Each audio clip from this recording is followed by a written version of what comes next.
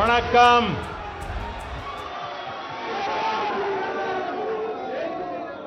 आप सभी को पोंगल के पर्व की अनेक अनेक शुभकामनाएं।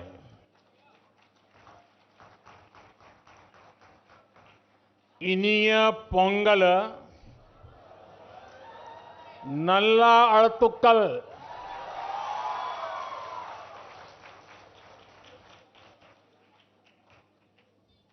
पोंगल के पवित्र दिन तमिलनाडु के हर घर से पोंगल धारा का प्रवाह होता है। मेरी कामना है उसी तरह आपके जीवन में भी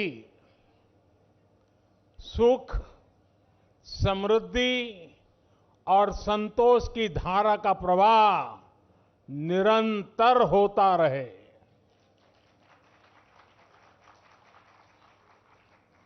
कल ही देश ने लोहड़ी का पर्व धूमधाम से मनाया है। कुछ लोग आज मकर संक्रमण उत्तरायण मना रहे हैं, कुछ लोग शायद कल मनाएंगे। माघ बिहू भी बस आने ही वाला है। मैं इन सभी पर्वों की सभी देशवासियों को बहुत बहुत बधाई देता हूं, शुभकामनाएं देता हूं। साथियों, यहां मुझे मेरे कई परिचित चेहरे नजर आ रहे हैं। पिछले साल भी हम सब तमिल पुथांडु के अवसर पर यहां मिल चुके हैं। मैं मुरुगन जी को धन्यवाद देता हूं कि उन्होंने मुझे इस अद्भुत आयोजन का हिस्सा बनने का अवसर दिया। ये ऐसा है जैसे मैं अपने परिवार और दोस्तों के साथ कोई उत्सव मना रहा हूं। साथियों, संत तिरुवल्लुवर ने कहा है, तल्ला विळयुळुम तक्कारुम ताळिवल्ला चेवरुम सेवर्द नाडु। यानी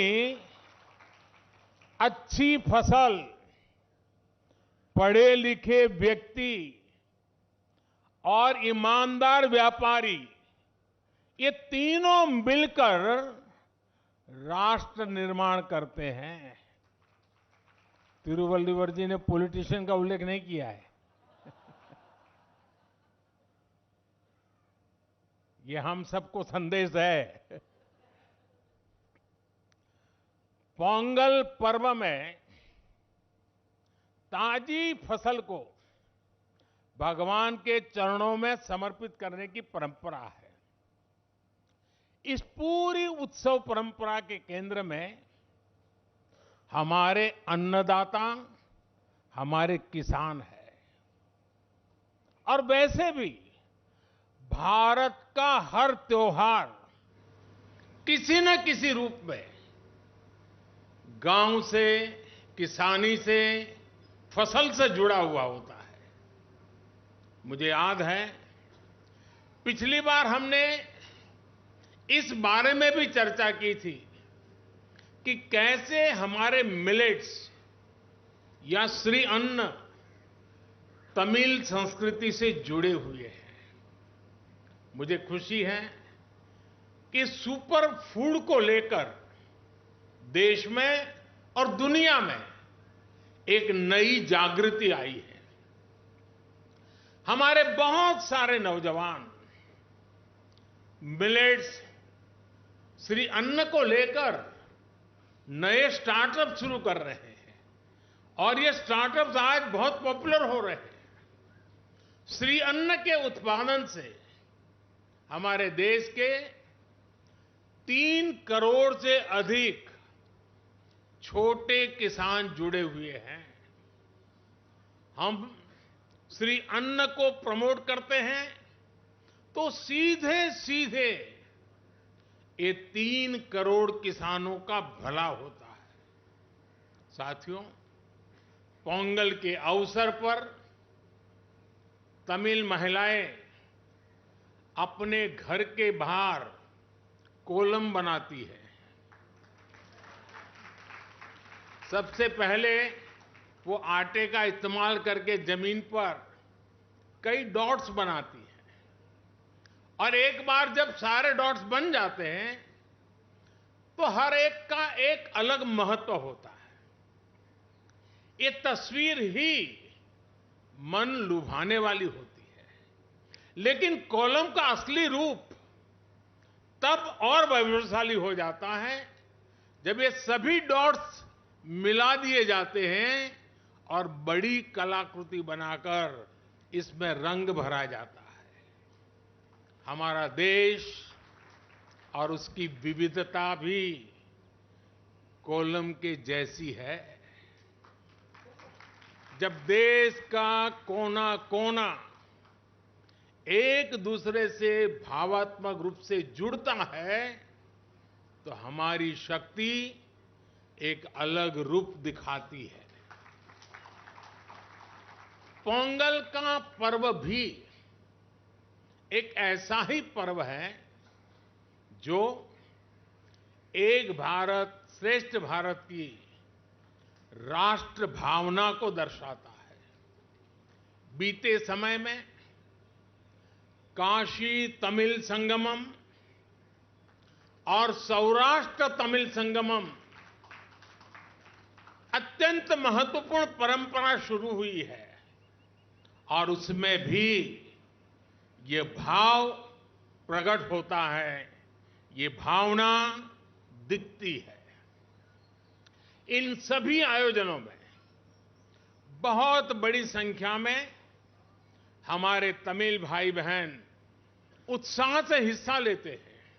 साथियों, एकता की यही भावना 2047 तक विकसित भारत के निर्माण की सबसे बड़ी शक्ति है, सबसे बड़ी पूंजी है।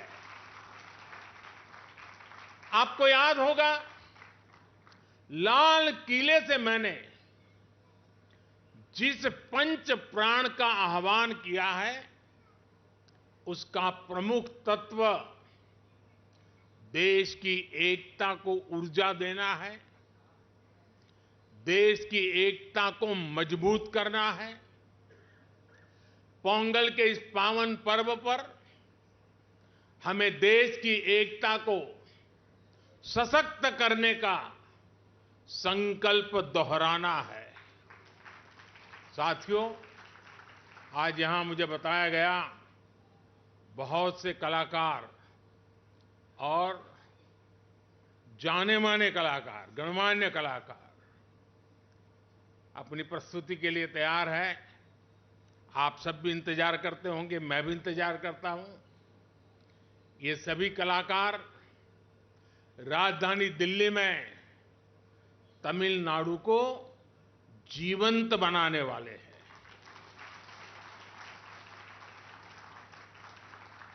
कुछ पल हमें तमिल जीने का मौका मिलेगा, ये भी एक सौभाग्य होता है। मेरे इन सभी कलाकारों भी अनेक अनेक शुभकामनाएं हैं। मैं फिर एक बार मुरुगन जी का धन्यवाद करता हूं। वणक्कम।